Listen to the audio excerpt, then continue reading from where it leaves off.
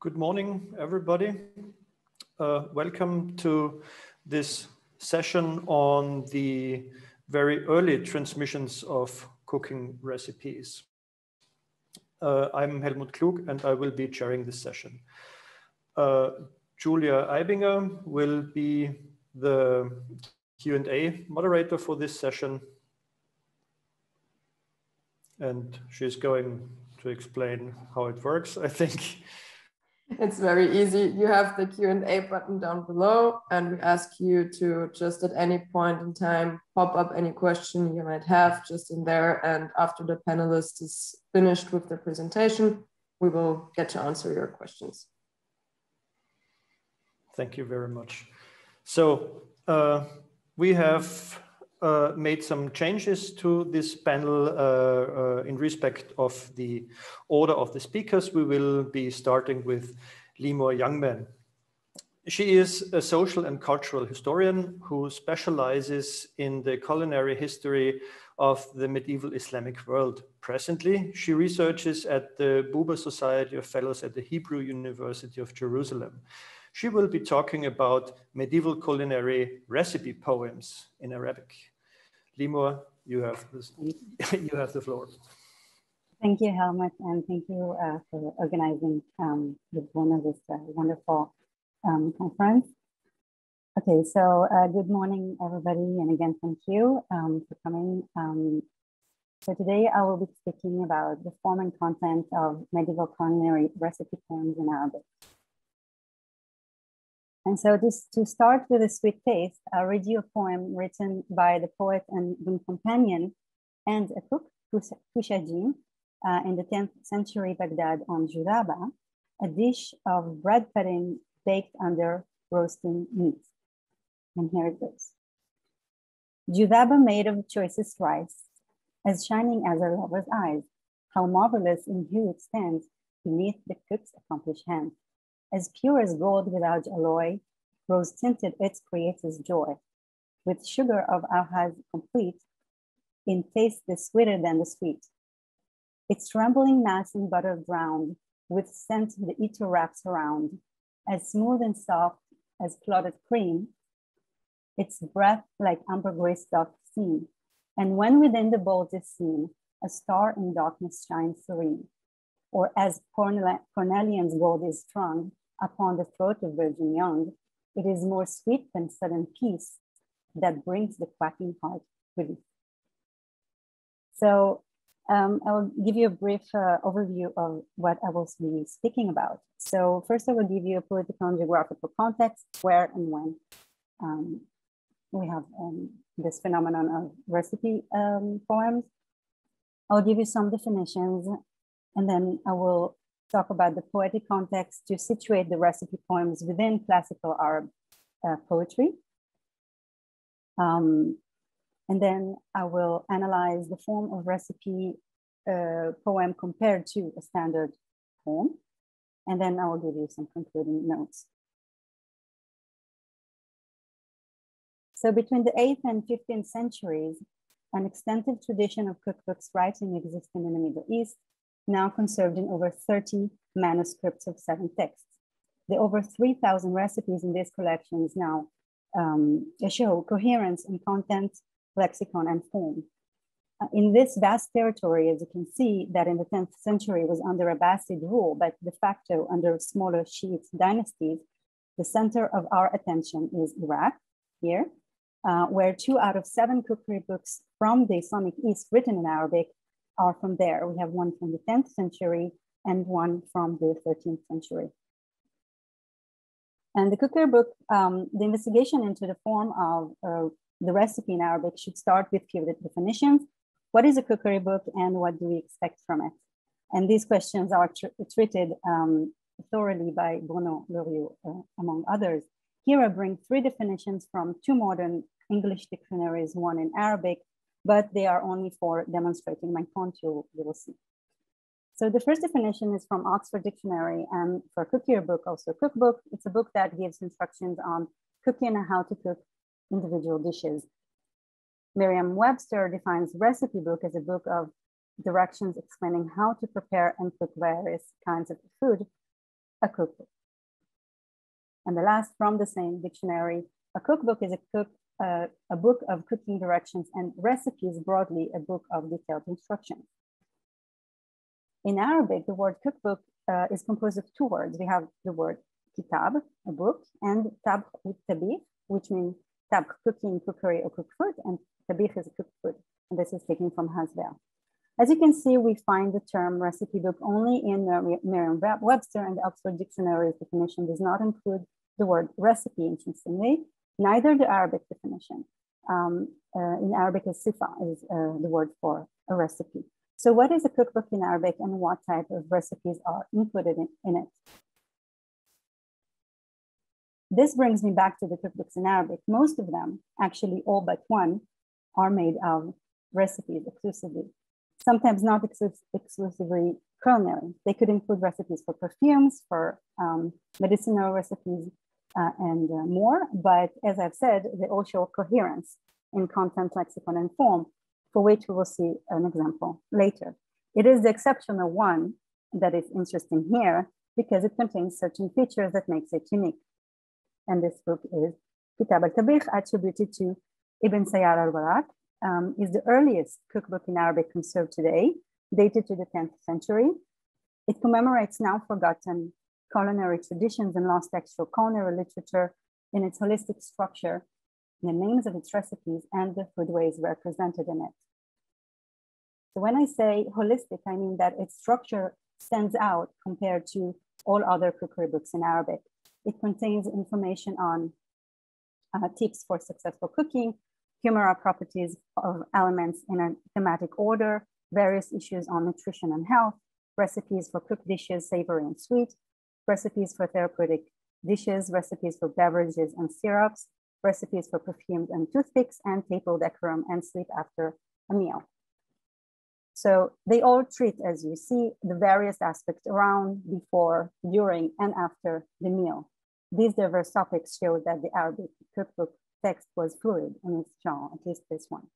And looking into the recipes in this cookbook, we find most recipes, 615 to be precise, in a classical form of a base unit of ingredients and instructions as again defined by Loriot. But the striking difference of Kitab al-Tabikh from its homologues in Arabic at the same long period are the legendary stories of the invention of dishes and the gastronomic poems inserted in the text. They usually appear either at the beginning of the text, the chapter, the stories, or at the end of the chapter, the poems, to enhance the reading experience, for no illustrations are included in either of the existing manuscripts. So among over 80 gastronomic poems present in this cookery book, 21, a quarter, are versified recipes. But before examining these recipe poems, we should understand where they are coming from. So without delving too deep into Arabic poetry because of time and scope, in order to understand the context in which these recipe poems appear, we should look at the emergence of a poetry genre in Arabic called gastronomic poetry. So the earliest known example of gastronomic poetry is dated to mid-8th century by a poet from Kufa, Iraq, named Musawir al-Warraq, and it's not the same one who wrote Kitab al-Tabikh. Van Gelder defines it as a subgenre of descriptive poetry, which may be called banquet poetry. These poems deal both with static description of dishes, like a metaphor on the way a dish looks on a plate, and dynamic banquet scenes. And Musawir al-Warraq's only surviving long poem of 33 lines combines both static and dynamic descriptions, and it's epigrammatic. As you can see, it's composed of the beginning of the first 11 lines describe the atmosphere before food is served. You can almost feel the breeze on our face in line 9, where it says, well, breathing every whiff of the wind between the palm trees in a spacious room. The line 12 to 21 describe the meal and the dishes served. For example, line 15 describes the dynamic service by succession of actions using the imperative form, pick up, put down, etc. And the last part, the lines 22 to 33, is mentioning in length a dish made of the kid, his passion for it.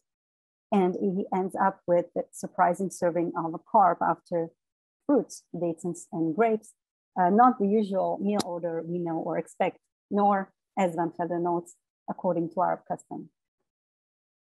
But it seems that the recipe poem enters into another genre, that of didactic poetry, defined by Van Gelder as aiming to teach more or less systematically a specific field of knowledge. The use of verse rather than prose for this purpose has the advantages of concision and memorability, as the poems were intended to be memorized. And almost any subject was versified. We have agriculture, astrology, history, and even medicine. And Ibn Sina's poem on medicine, Al-Uruja fi Tib, it's a poem on medicine, is comprised of 1,326 meters lines. And it's just one example. Going back to Kitab al-Tabikh, let's examine the gastronomic poetry and recipe poems in it. So as I've said, it contains over 80 poems on two main topics, praising dishes and etiquette. Out of these, 21 are versified recipes. And this raises some questions. What type of food they describe or praise? Who is the poet describing them? And here again, I don't have enough time to elaborate about this, but I can say that some were boon companions, some were members of the Abbasid court, like princes, etc. And the last is the similarities and differences between a typical regular recipe and a versified recipe, and between a gastronomical poem and versified poem. And here I will talk only about the former difference between the two types of recipes. So what type of food was described in these recipe poems? So we count dry cookies, barley-based drink called sawik, vinegar, spiced salt, open-faced sandwich, cold chicken dish, braised poultry dish, roasted fish, sauce, fried veal pastries, toast poultry, meat simmered in water and salt, porridge, delicately soured meat dish, delicate bird dish, rhubarb dish, meat dish based on fermented burger dough soured with yogurt called kishk, so kishkia, meat dish with sunny side up eggs najisia, pot pie, roasted spice side of ribs. And if we summarize it briefly, we can say that it what characterizes the food is preparation of condiments like vinegar and salt. The salt is comprised of walnuts and nigella and all kinds of spices. Complicated dishes, hot and cold, like this open sandwich and called chicken dish. Persian heritage flagship dishes like zirbaj. And surprisingly, we find no recipe poem for sweets or drinks. So I would like to show you how these versified recipes appear in the manuscript. So one does not have to know Arabic to see the emplacement of the recipe in the page layout. It is marked by shorter lines and red dots. This is the title of the recipe in red, and the dots, and this is a detail. And that's another example. This is how it looks like. And so before examining the structure of the versified recipe, let's look at the usual recipe structure in this cookbook and other cookbooks in Arabic for that matter. A dish for barida called chicken dish. So let's see some of its features. First, the title, the recipe title is barida. It's coming from the word cold in Arabic. And then where it's coming from, it's taken from a book of Al-Wathiq, who was an Abbasid caliph from the 9th century. And this is also unique for this cookbook. We have the ingredients. We have roasted chicken, mustard, wine vinegar, mouri, which was a fermented sauce, sugar, walnut, asafoetida leaves, olive oil, and roux, and pomegranate seeds. And the instructions say to take, disjoint, arrange, beat, add, pour again, sprinkle, and garnish. And all in all, we can say we have two steps. The first is preparation of the chicken and sauce. And then the second step is to combine and garnish. So in the same chapter where the typical recipe appears, we find two recipe poems for barida, and here is one of them. So since it's a translation, it does not rhyme, but I promise you that in Arabic it does. So a poem on barida by Ibrahim ibn al-Mahdi, who was anti-caliph. He was a prince, a poet, a cook, and the half-brother of Harun al-Rashid. And it goes like this. If you ever wish to eat a delicious curried dish, here is barida in the summer for you. Prepare 2 parts of almonds and sugar, and 2 parts vinegar and mustard too. Mix them in a bowl, and with safflower crown them. Thus you get sauce enough for lamb as deep. Now fetch herbs and peeled cucumber, kita, fakus, and pomegranate for garnish. Chop all the greens, but chop them fine. Then sprinkle them to cover the dish. The cucumbers chopped you add to the greens. Next, the olive oil pour, but sparingly. Now take lovely plump filet to perfection grilled. Disjoin them to goodly pieces, and on the dish, align them evenly. Garnish with pomegranate seeds on its surface and gem-like almonds and olives scattered. Then eat it, may God your guide be. If you ever wish before the meal, enjoy a heard dish. And again, we have two, we have 2 parts. The first is personal introduction and the theme, cold chicken dish fits for the summer. And the second is the recipe, ingredients, instructions, and quantities. And the ingredients are the following. We have almonds, sugar, vinegar, mustard, safflower, herbs, cucumber, 2 kinds, pomegranate, greens, cucumbers and greens again, olive oil, chicken, pomegranate seeds, almonds again, olives. And in terms of instructions, it says to prepare, to mix, crown, fetch, chop, sprinkle, add, pour, take, grill, disjoint, align, garnish, scatter, and eat. And so if we briefly compare it, first we see that it rhymes in Arabic, as I said, and it has a distinctive structure. It has the features of a didactic poem because it teaches how to prepare this dish. It talks about its utility to eat curry in summer, and very briefly on the dish's attributes. And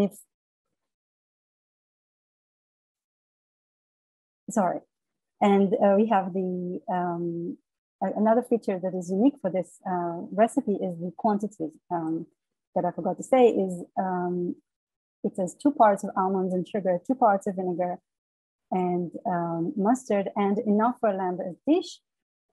Sparingly is another indication for measures, and goodly pieces, again, it's not precise.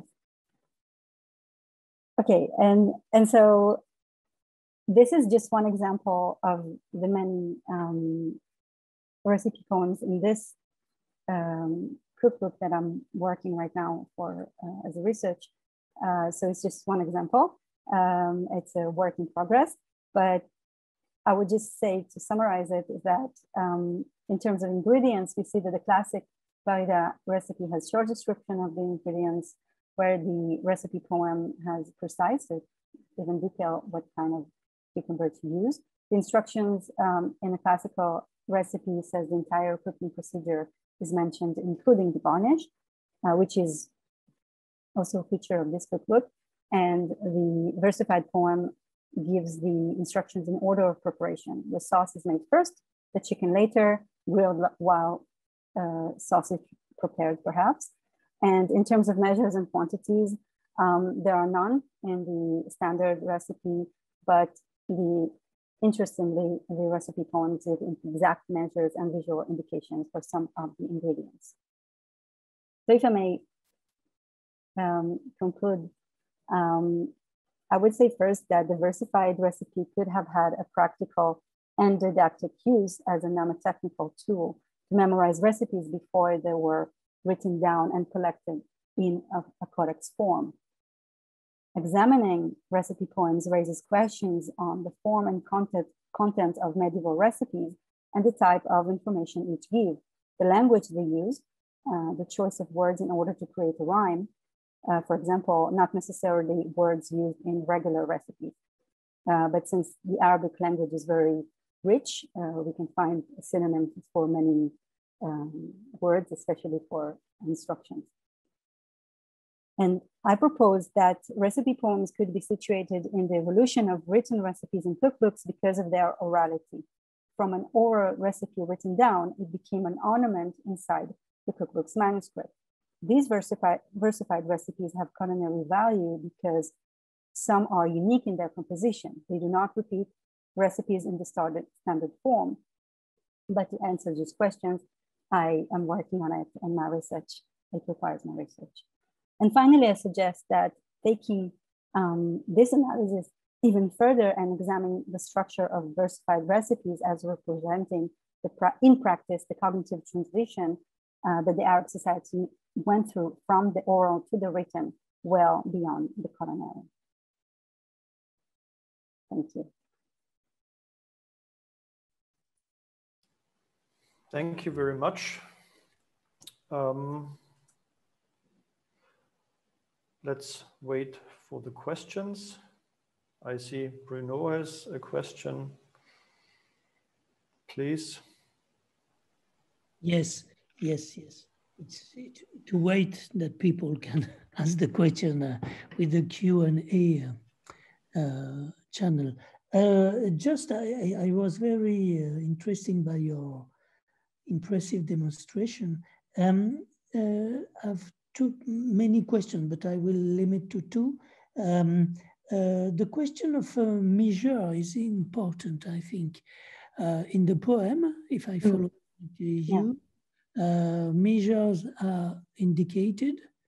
Don't you think it can be related to the people who write this kind of poem? That means, I would say, gastronom rather than a practitioner of cookery. A cook himself doesn't need to indicate measure, but probably an amateur, which is found with food, but has not the technical skill to cook. Maybe he needs measures. So this is the main question, the only question, finally. Okay. Great. Yeah, it's a great question. I agree. On the other hand, Ibn al-Mahdi, him specifically, was a cook himself. He was. It's hard to tell. I believe it could be related to this, of course, but also to the way that he chose to build the poem. I think it was also for poetic reasons. So even if he was cooking and he was rather knowledgeable in cooking, he chose to add this information because it fitted his poetry motivation. Okay. Okay, I hope it answered the question.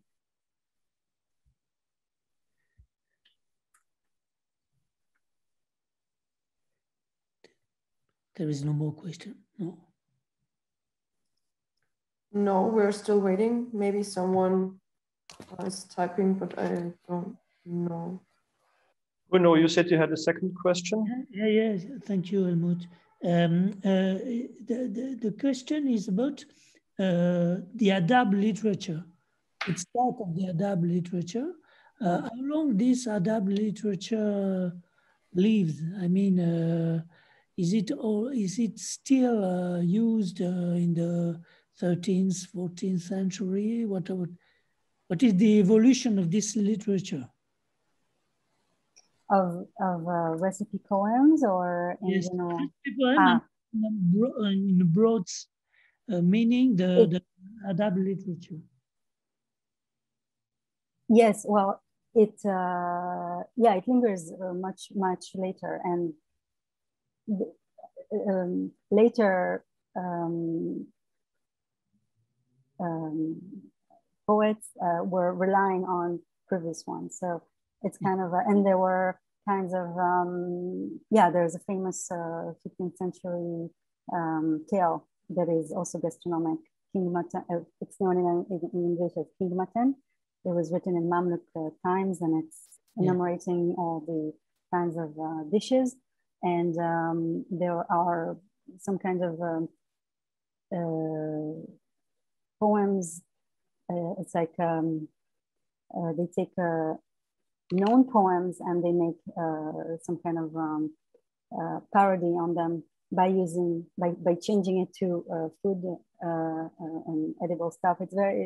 It's a very broad topic. Now I try to take it to the culinary aspect. Van Velde was working on it mainly on the literary information given in it. So, but it's interesting to look at it from what information it gives us as on the culinary culture. Thank you. Thank you very much. I might have a question, or it's probably a question to clear up something I might not have understood correctly. Judging from the images from the manuscripts you showed, I think that I believe that these recipe poems are part of a recipe collections with recipes alongside it, or are these whole books of recipe poems which are handed down? No, it's part of it's a cookbook. Most of the recipes are regular recipes. They're written like blocks of information, just like this. And the recipes are, the poems are inserted at the end of the chapter or somewhere towards the end. Sometimes they're one or two, It was, sure. Please go on. No, it was replacing, since it's not illustrated, it's not illuminated manuscripts. So, as you said, they are at the end of the chapter. Is there some kind of regularity to that, so that they are always at the end of the chapter, or just once or twice? No, it's not in all. It doesn't end all chapters. There's no rules about that. It's just, I guess, again, it's the question of why choosing this specific dishes to make a poem. I guess that it's related to the fact that it's easier to write as a poem. If it's too elaborate, for example, Sikba just is very, very deep and long. So to make it versified, it's a bit harder. I guess it's also related to the taste, their choice. So. Okay, thank you very much.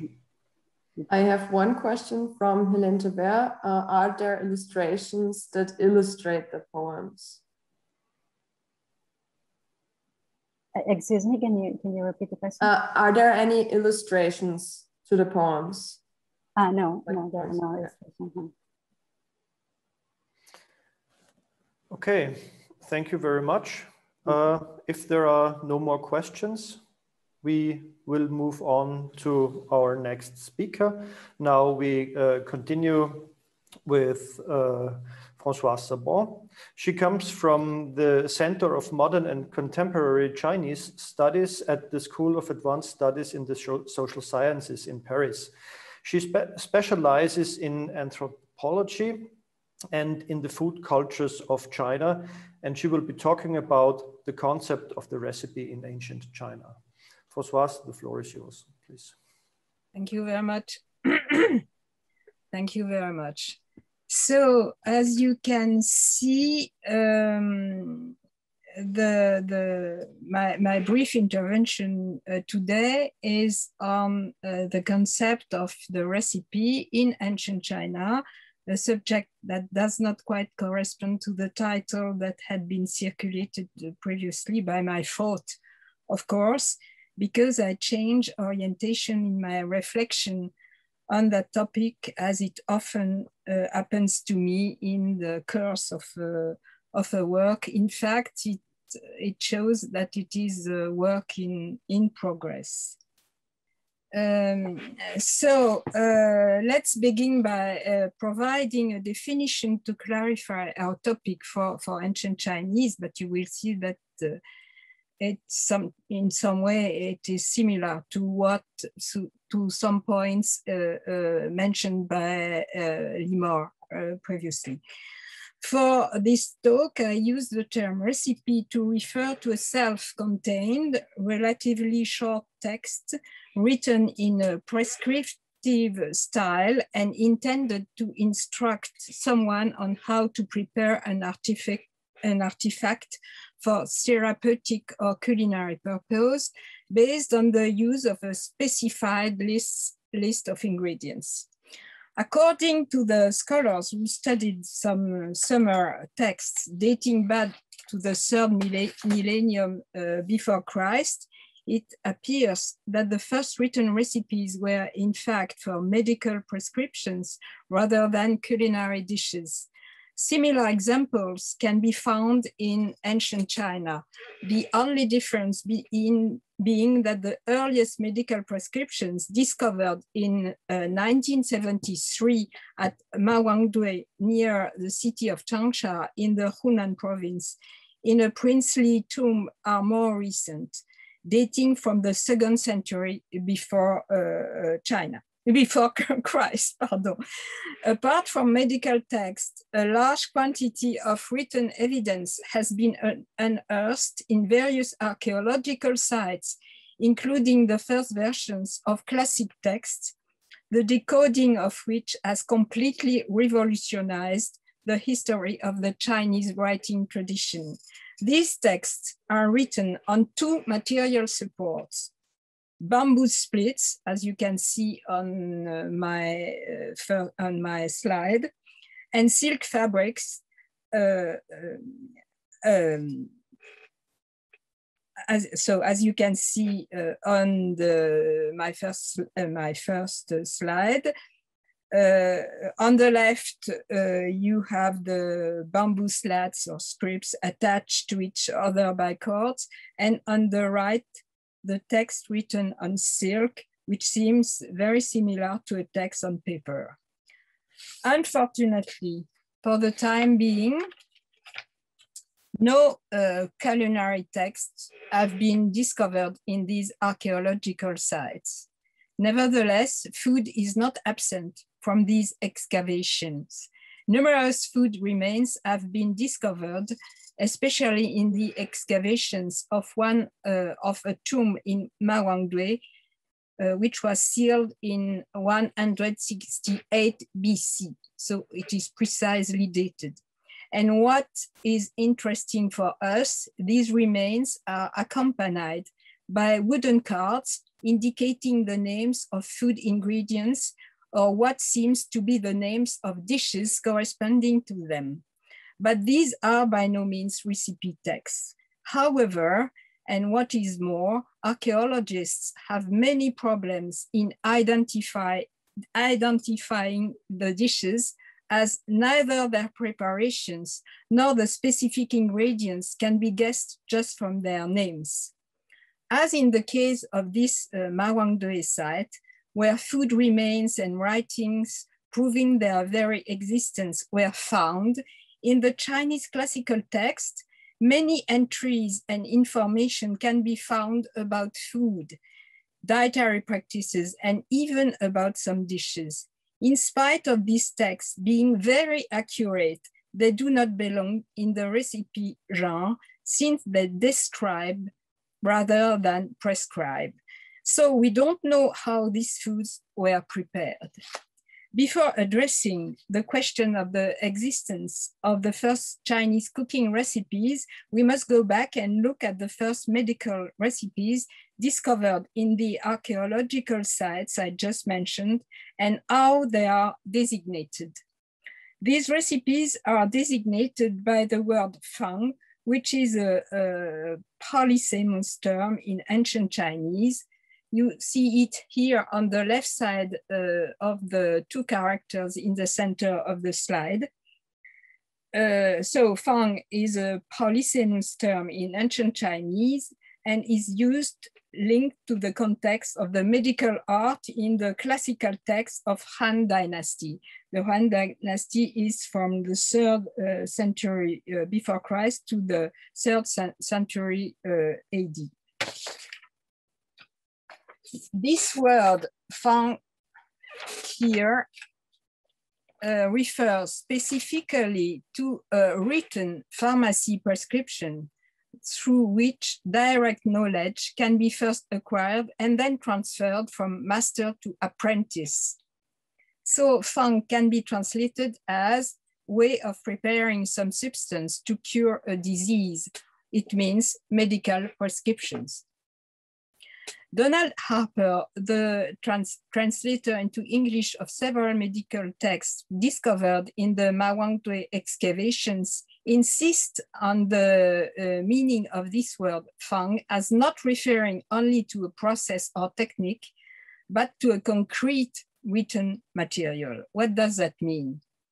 We must first recall that among the 20 or so meanings of the word fang in the text of the Han period, it can designate a wooden plate, rectangular or rectangular. So to that, it can designate a wooden plate similar to that used by archivists to write short texts of less than 100 of Chinese characters. A different material was employed for longer texts, namely bamboo strips tied together by strings, as you see on the left photo, which could be which could be used for individual texts as well as for volumes, namely the books of that time. But nobody could explain why sometimes the bamboo strips had not been perforated for the string fastenings. An interesting theory that is generally shared among Chinese scholars is that the bamboo strips, as the wooden plates I spoke before, could be used separately, each one consisting of one recipe only. This loose leaf format made the transportation and use much easier.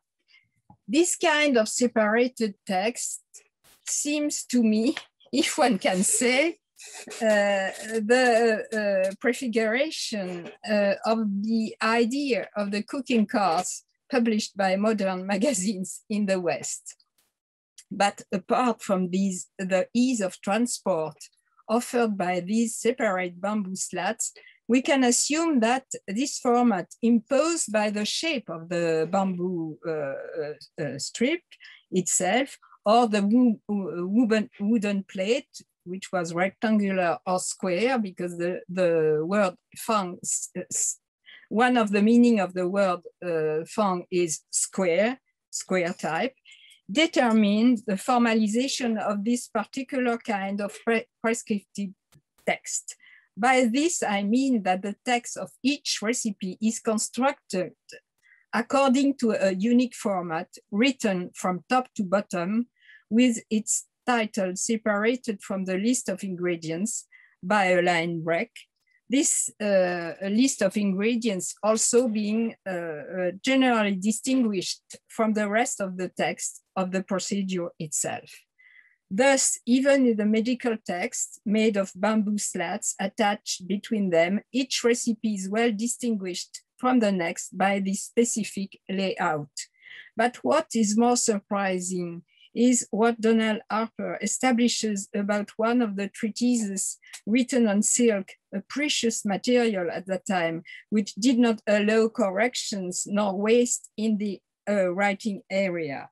In that text, each new paragraph indicates a new prescription, even a short one, so as to underline the unambiguous separation between one formula and the next one. It's difficult to see it on the picture, but you can see it in a way. You see that there are interruptions between the lines. This means that the specific form of the genre recipe was already fixed in these oldest medical writings, and that it no longer depended on its specific material support that previously was bamboo slats. Let's leave aside now the medical prescriptions, and let's approach what is considered until now as the first Chinese culinary recipes. The issue is thus raised of how to determine when kitchen recipes started to appear in written documents and in which form. The earliest Chinese cooking recipes we know are fairly recent, being almost contemporary to those found in Apicius' treatise, dating just 1 century later. The Chinese recipes make up approximately 1/4 of a famous agricultural and home economics treatise written between 530 and 540.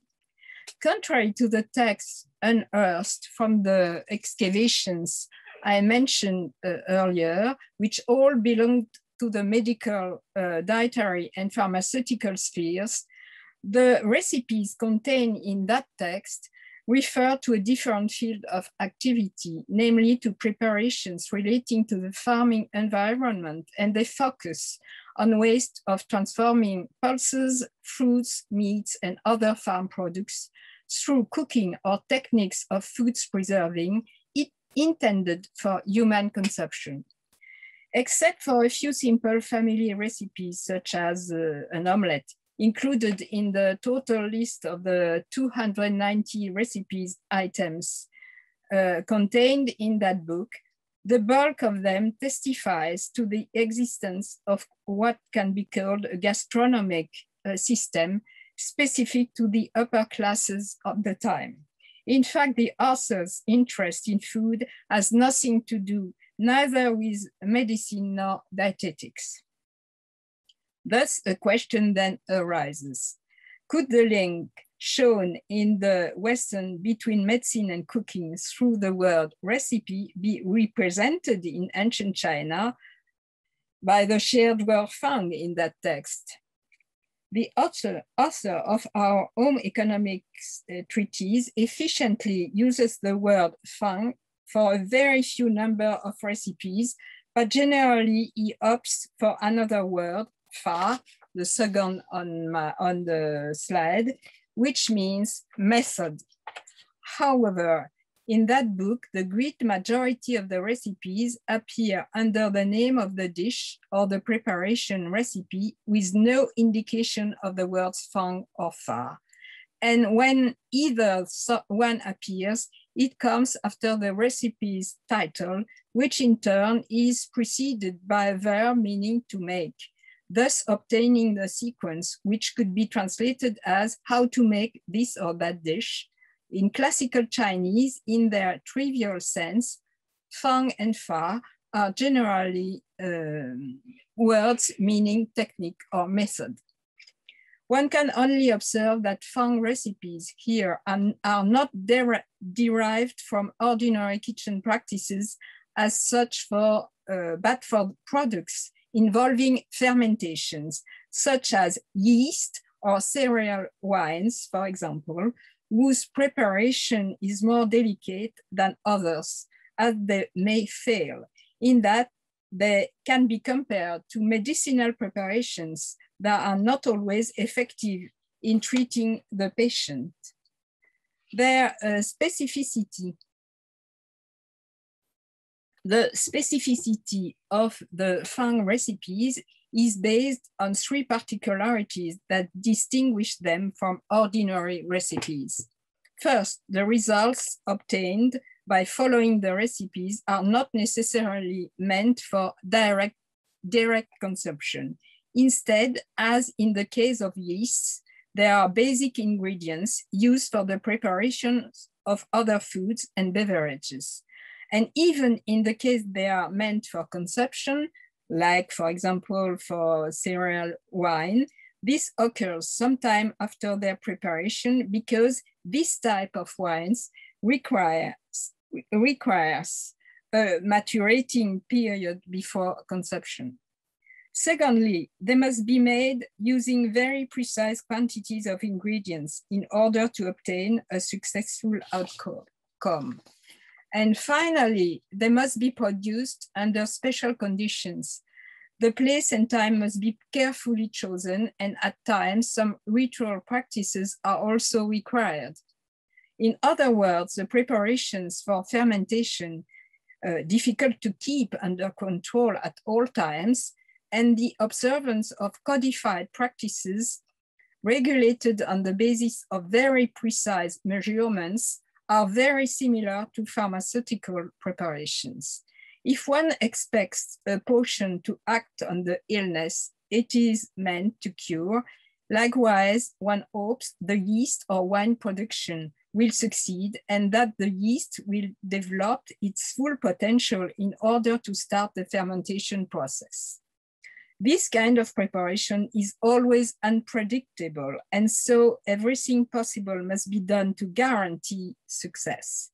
This is why these specific preparations in that book, like all those including a fermentation process, come with a long list of hygiene measures, as well as restrictions and prescriptions regarding the layout of the premises and the selection of the month, the day, the time, and even the agents to be used. Some of the recipes include invocations to the gods requesting their intervention for the success of the operation. However, most of these types of delicate preparations are also referred to as far and do not include any of these ritual procedures. But most importantly, the format of the recipes in that book, that is to say the title of the preparation detached from the body of the text and the text itself separated from the next one, is clearly that inherited from the ancient preparations, as can be seen in the Japanese version of this book, which is the oldest preserved date, 1274. This model of presentation of the recipes will be the one of all the later culinary treatises in China, and the words fang and fa will disappear completely from culinary books. The presentation, in accordance with the model that we have identified, will highlight the title that will be sufficient in itself to qualify the recipe and the type of writing style recipe. To conclude, I would like to say that in this linguistic evolution, which illustrates the abandonment of fang as a term referring to medicine for the designation of some cooking recipes, one can read the emergence of the particular genre of the practical and technical exercise of cooking in the ordinary life of the Chinese from the 6th century. I would just like to finish on the fact that today in modern Chinese, the meaning of the word fang fa, resulting of the association of fang and fa, simply means method. Thank you very much. Thank you very much, Françoise.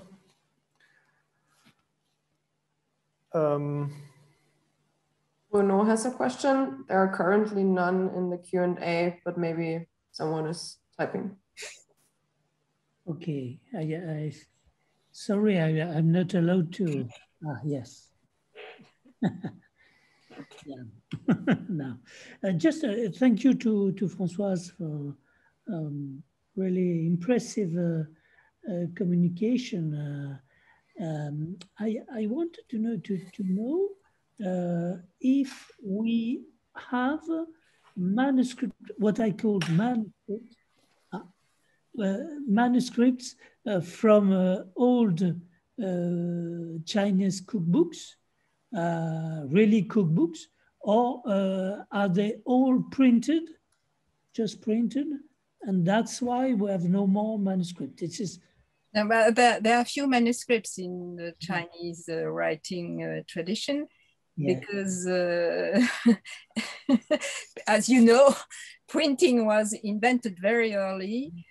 So there are no, to my knowledge, because it's for China, you always have surprises for everything. So to my knowledge, there are no manuscript Chinese cookbooks. Everything has been printed, but there are a lot of there are variations and lot of versions, of course.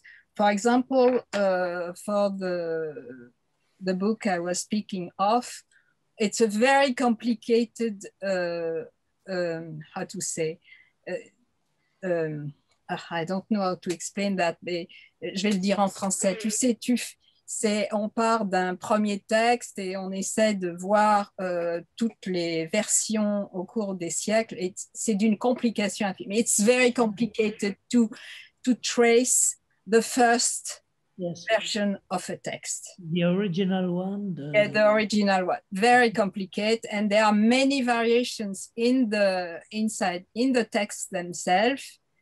And so there are many commentators too. And sometimes the comments are almost included in the text for more, and in recent periods, sometimes we make a confusion between the original text and the comments of very well-known commentators. So it's difficult to have only the original text of a book, if I say. Okay, thank you. We have a question by Helene Javapina. The texts written in bamboo slates made them more easily transportable, but do we know that some have been lost or mixed in the book? What is common to write prescriptions, recipes in bamboo slates? So of course, when you discovered, I'm not sure to have grasped the question by Hélène, but if I have understood well, in the excavations, of course, sometimes everything is confused and the strips are detached, and it's very difficult to reconstitute a text. And so it's difficult, but in the excavations, there are no culinary recipes. There are only medical recipes. That's why I don't know if I've answered well to Hélène. The next question is by Alan Kierko. How does one date printed versions of cookbooks in China? Is there any work on that?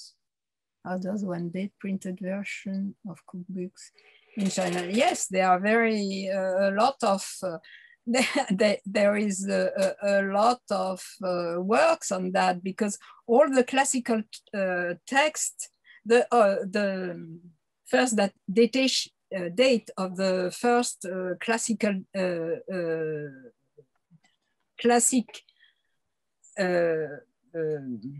books in China are always contested, because so it's one of the most important problem of the sinology in ancient sinology.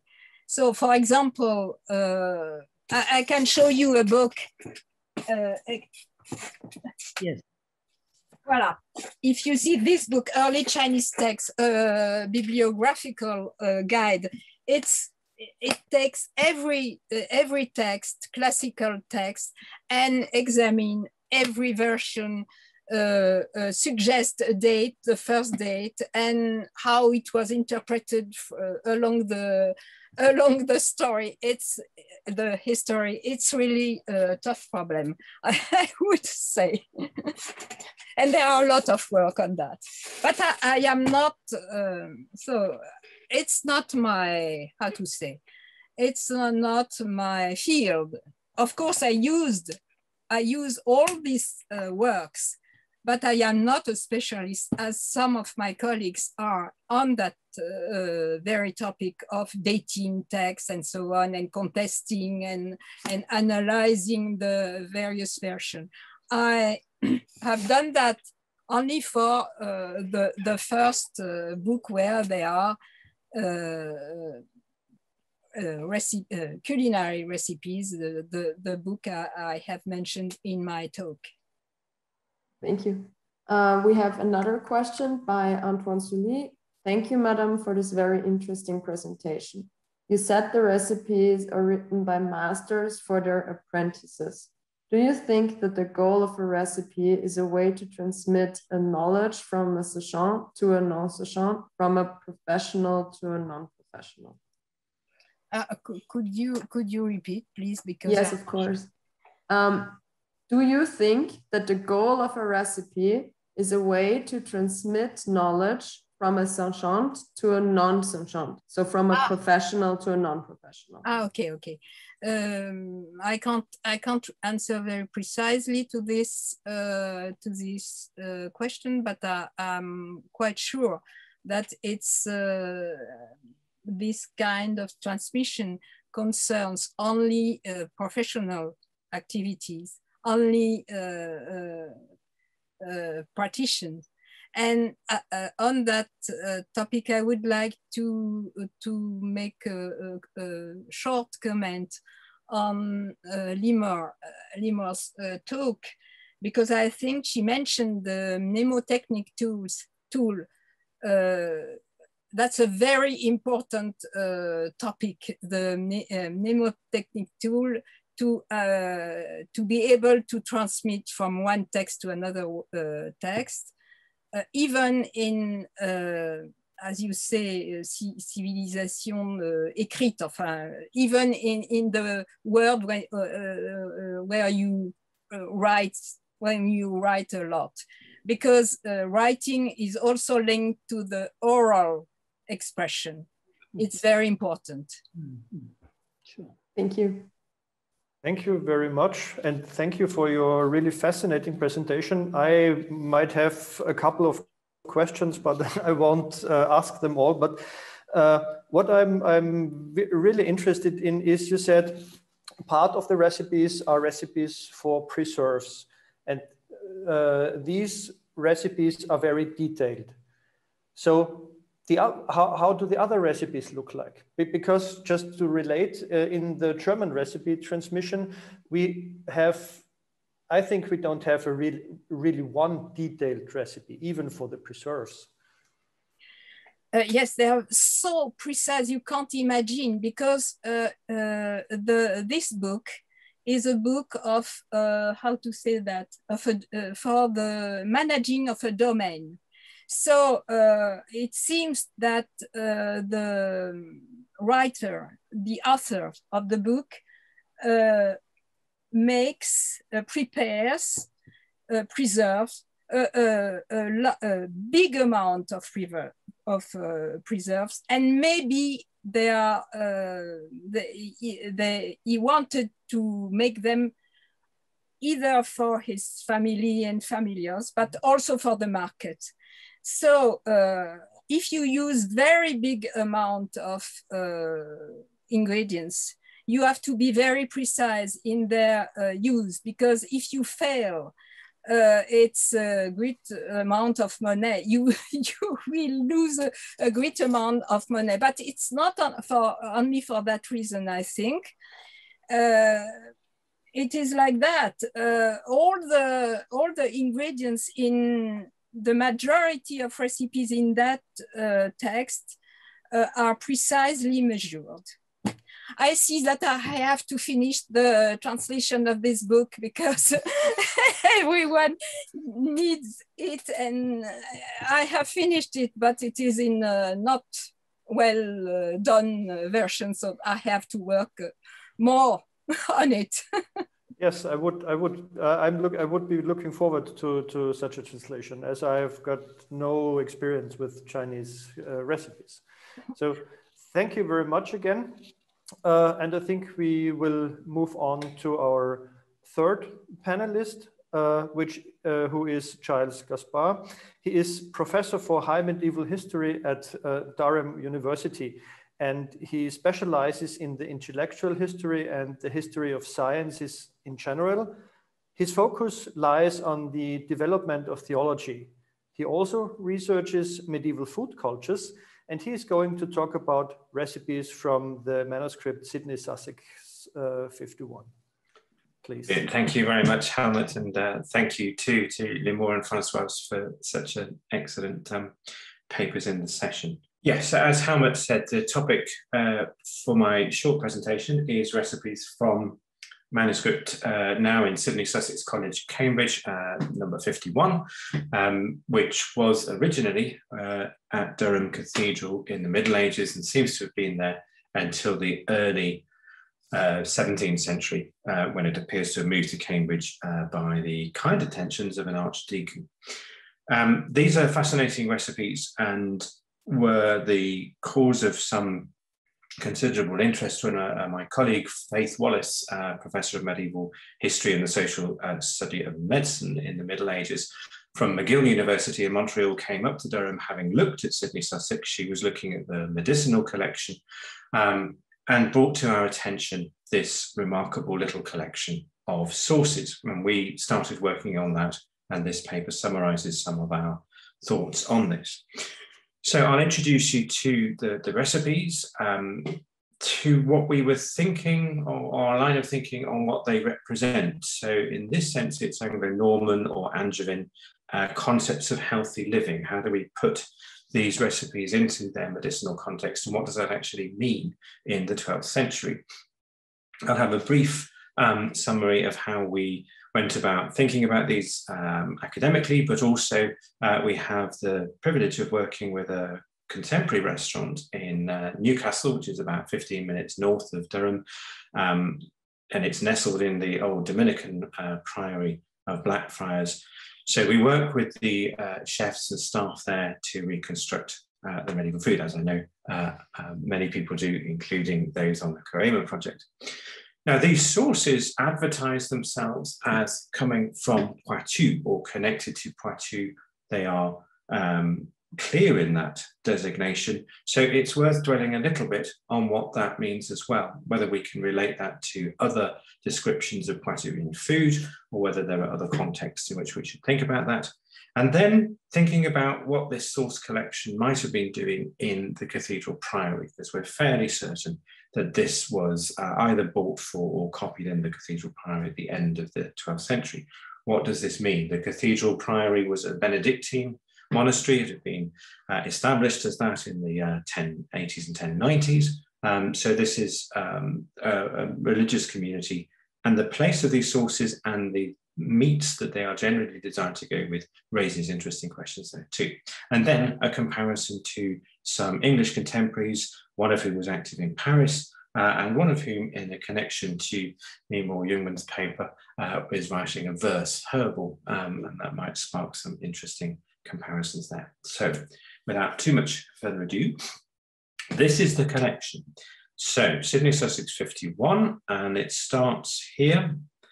Here begin diverse sources from Poitou, and it ends about here. The ending is an interesting question with a more complicated recipe about honey and involving a much bigger spice palette, as we'll see. So from the hand analysis, we think this is about 1170 or so. It comes, this collection of sources which designate themselves as from Poitou and have a gastronomic intention, come in right in the middle of a section of the manuscript, which is a medical recipe collection. It's a standard head-to-toe format, with the recipes break it right in the middle. The manuscript itself consists of 4 booklets. The first 2 are on sacramental theology, so in that sense, connected in some ways to corporality. Then we have our section here, which has 244 recipes with our 11 sources in the middle. And then the 4th booklet is a gloss on the Psalter and on canticles. The recipe collection medical includes English herb words, So in Anglica, vero hove for ale hoof, which implies a slightly mixed audience, and it gives us another indicator that this is an English production.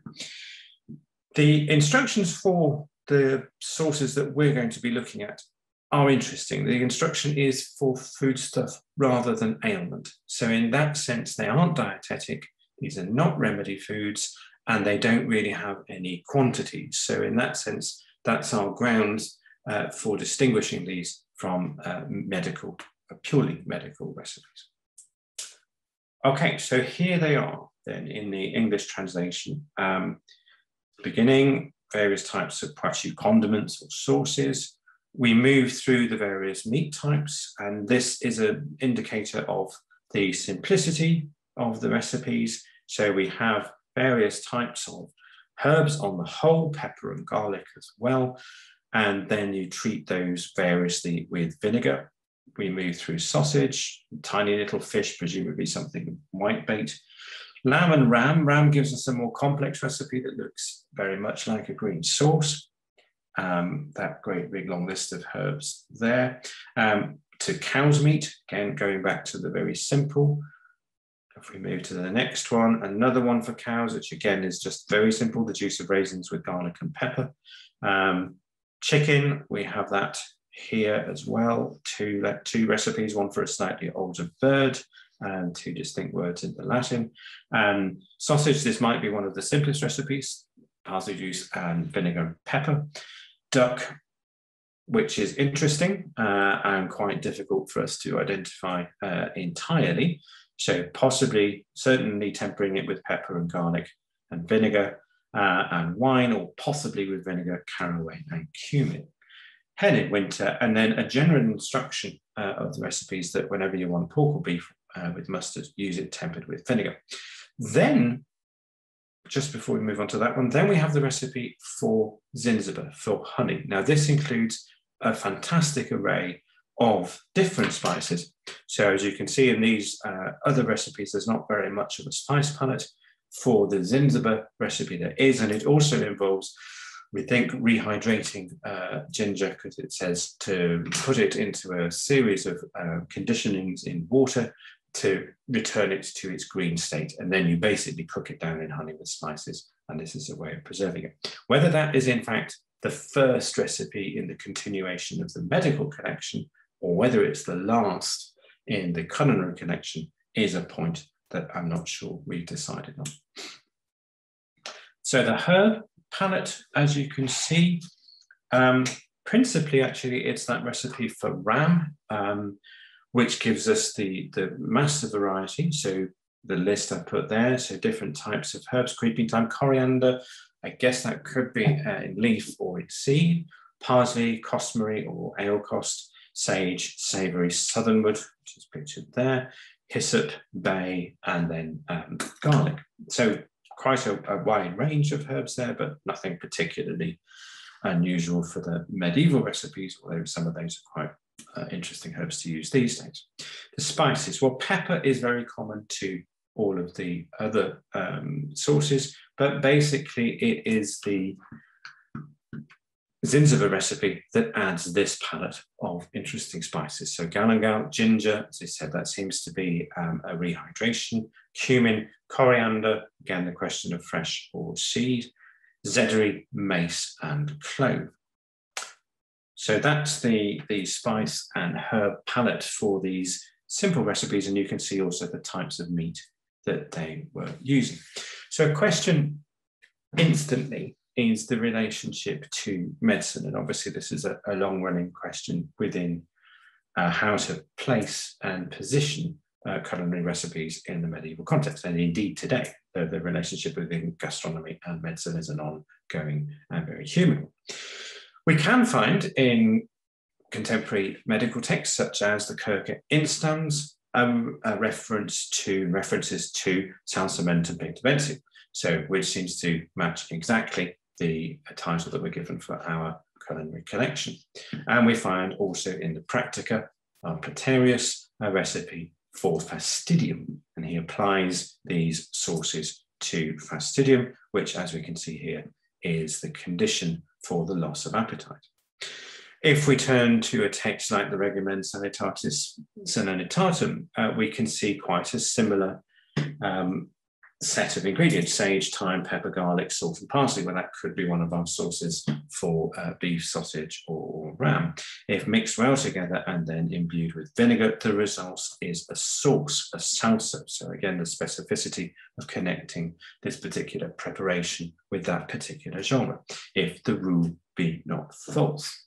But again, to return to this, we have a gastronomic intention here. At least the gastronomy comes first. These, as you can see and have seen, are sauces designed to make food tasty.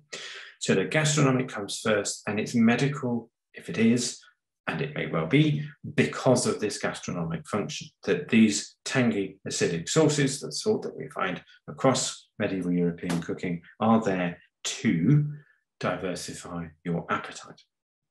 And this might connect us then, if not with a regimen sanitatis, at least a notion of healthy living. Robert of Beaumont, who was a very influential noble figure in Anglo-Norman circles and also connected by donations to the cathedral at Durham, emphasized variety, diversity, and taste, changing patterns in the way in which meals were taken in medieval England. He was the one that brought the notion of the big meal being at lunchtime. So we might place these recipes in a medicinal context, but one of healthy living, and their priority is their gastronomic function, if that makes sense. Taking gastronomic function, we have reconstructed the recipes. We followed a very traditional process, transcription and then translation. It's not the nicest hand you would ever see. It's not the worst. It does imply that this wasn't a particularly display book, but rather one for use. And the scribe does make a few mistakes, such as the one that you'll have seen at the beginning, where he has a marginal addition to make to the recipes. We've also tried making them with our friends at Blackfriars. This is the cookery chef Craig, and that's Andy Hook, who's the owner of the restaurant. We've been doing this for about 10 or 12 years or so.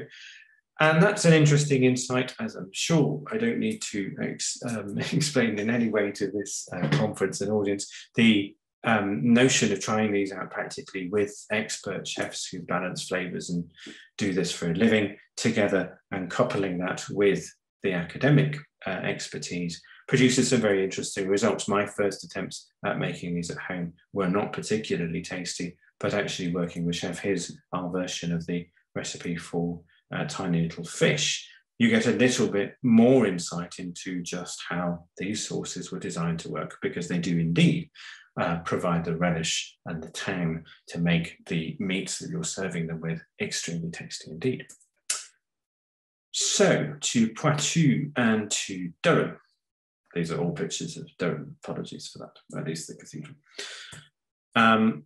Now, the sources advertise themselves as from Poitou, and we've also seen that that's a designation in Kirche Instanz. Now, we can connect this a little bit closer with gastronomic habits. Ralph de Cato, who was Dean of St. Paul's Cathedral at almost exactly the same point at the end of the 12th century, gives an account of the territories ruled by the Angevin kings of England in their other capacities as Dukes of Normandy or Counts of Poitou or Dukes of Aquitaine. You can see on the map there the extent of their influence and territorial holdings from the mid-12th century to the very early 13th. Now, when Ralph gets to Poitou, he describes the culinary and gastronomic tastes of the inhabitants. So when it comes to eating popular meat dishes, the men of Poitou, he says, embrace beef with enthusiasm. For when pepper and garlic mixed together are pounded down in a mortar to make a sauce of both, fresh meat either demands the juice of crab apples, or it calls for juice pressed from vine shoots, or it needs the juice of young grapes, that is, verjuice. This is quite similar, in fact, to the recipe for beef, the first recipe for beef within the connection. We take pepper and garlic and we mix it with vinegar of different types.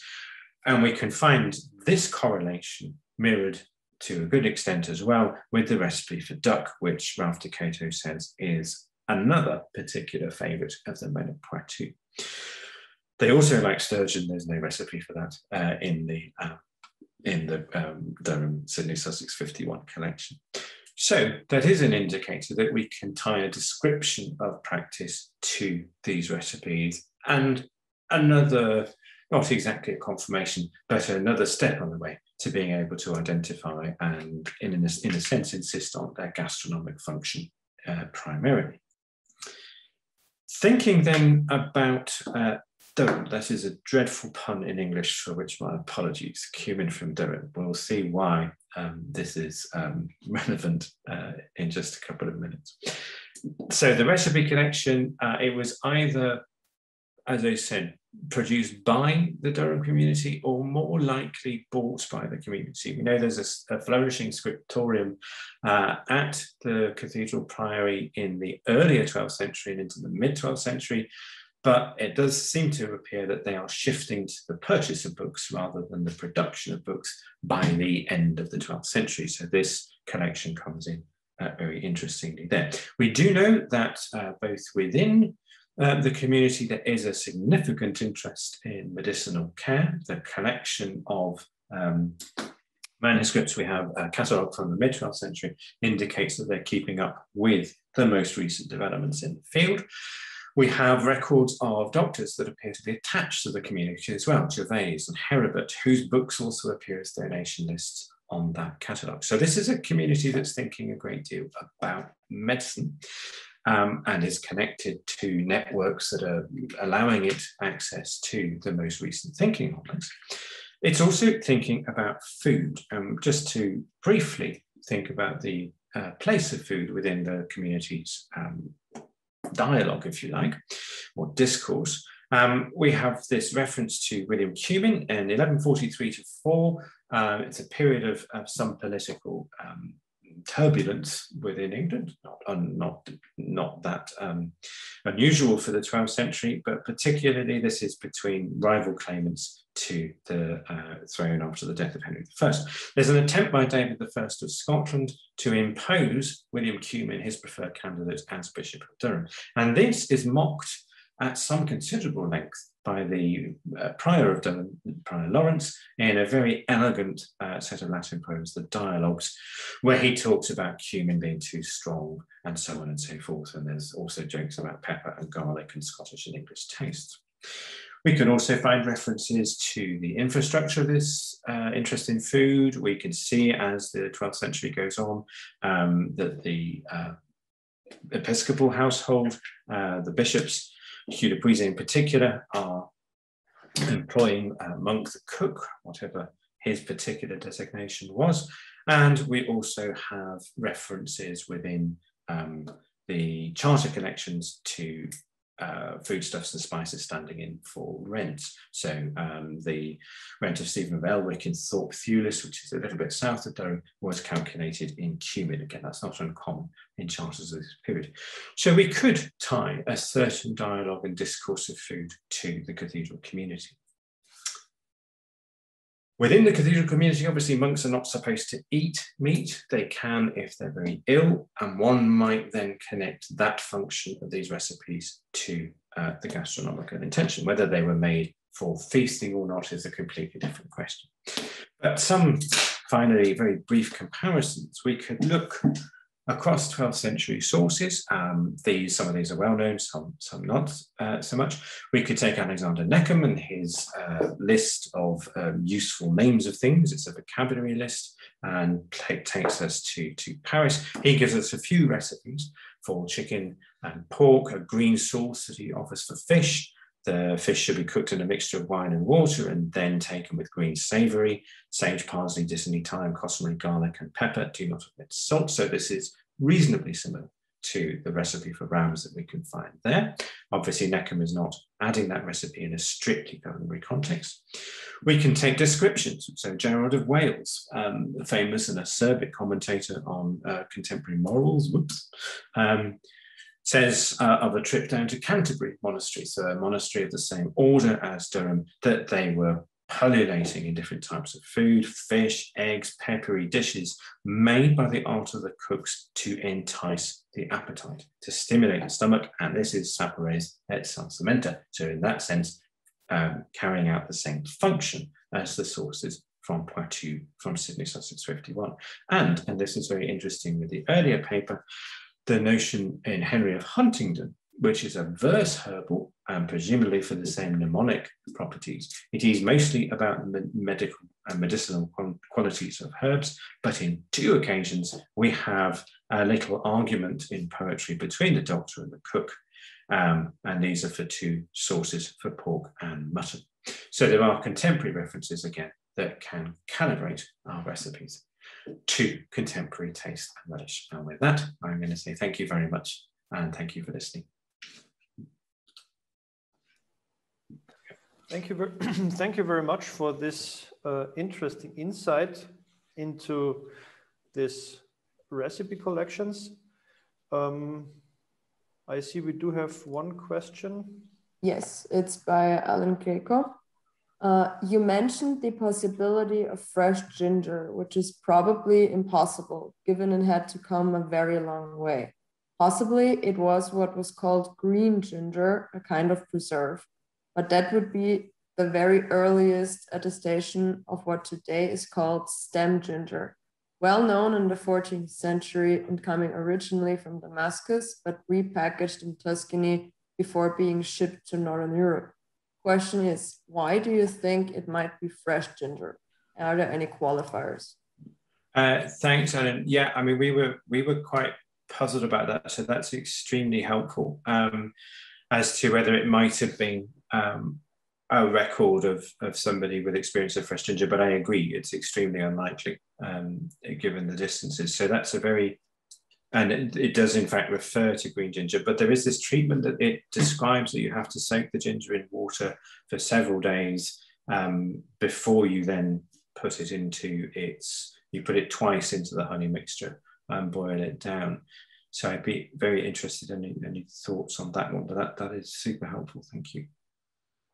Yes, thank you for this question also. I just might want to add that we have same instructions in the German recipes. We do know the different kinds of ginger, which one is green, another is a kind of red ginger, which is explicitly named as red ginger. And we also have an instruction, I will have to look it up, I have to look up the exact recipe, but it is also for preparing ginger. And the way it is written, we also discussed if this could not really be fresh ginger, because and then we started calculating the distance from where it might come from and how long it might take. And it could be, but well, we're not sure about that. Yeah, I agree. But that's I do have, like to check those references with you, Helmut, if I could. Thank you. I do have another question by Vanessa Asfra-Nadler. Thank you, Giles Gasper, for this interesting talk. I would like to know if in those recipes there is any indication on how to prepare the meat on which the sauces should be used. Roasted, cooked in liquids. Are the meats to be cooked in the sauces, or the sauces should be added at the end of the preparation? Very interesting question. So for the Sidney Sussex sauces, they don't give any real indication as to how you're supposed to cook them. We tended on the whole to roast them, pan roast them. That's really the only way we could think of doing sausages properly. And with the other meats. Now, what does also seem to be the case is that these sauces are to go on top, so they're not really to be cooked in. And that would fit the context we think of the fastidium and trying to entice somebody to eat who is otherwise not. So that context we put there.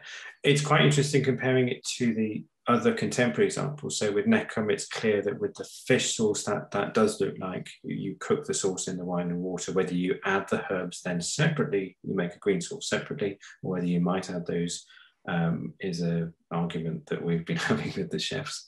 But for the Sydney Sussex ones, I think it's probably roasted or pan roasted meat. Thank you. So, Bruno, you have one question, please. Yes, yeah, I choose just a short remark.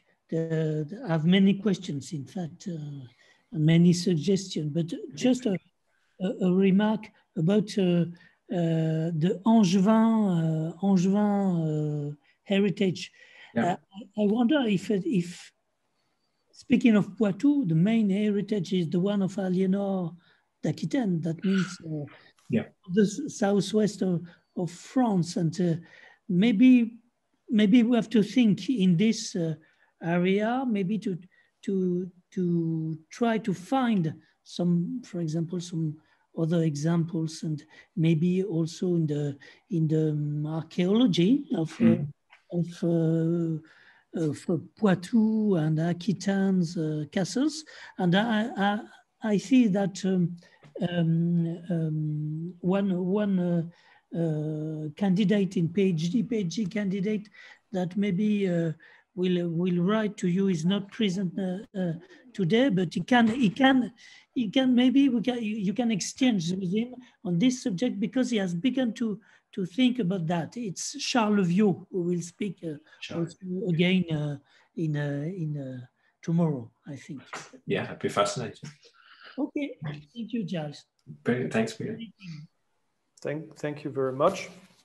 I have one thing to add. It's not a question. It's just a thought that occurred to me when you started showing the recipe sequence, and I was struck how similar it is to my impression I got when first reading the Harpestrain cookbook, which is from the Harpestrain cookbook from the Old Norse tradition. Because this has 25 recipes, and the majority of these are also recipes for sauces. So it's quite interesting in regard to the development of recipe collections or cookery books. Yeah, I absolutely agree. Okay, so Bruno, you have raised your hand. Okay, so then I will say, yes, there's one more remark in the Q&A. Yes, it's by Alan Gecko. I doubt that rehydrating ginger would bring back the typical taste of fresh ginger.